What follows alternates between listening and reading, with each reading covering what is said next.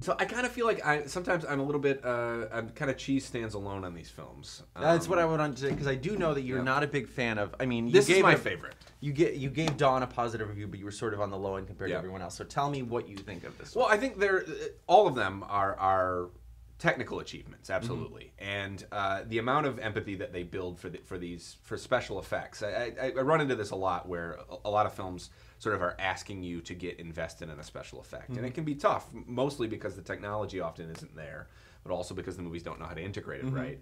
These movies are very good with that. You know, you forget at a certain point watching, especially this one, that you're watching special effects. You feel like you're just watching these characters who happen to be apes.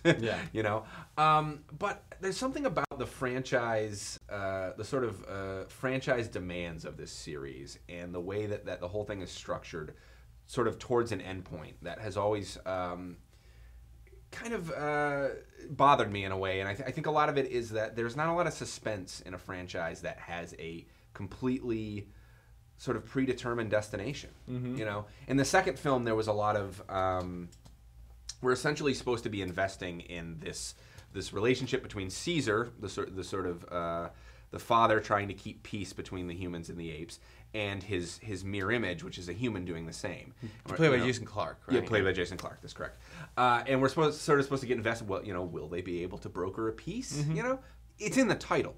Like, the movie is called Dawn of the Planet of the Apes. You know, these films essentially, to me, often feel like they're kind of there's a sense of spinning wheels to me.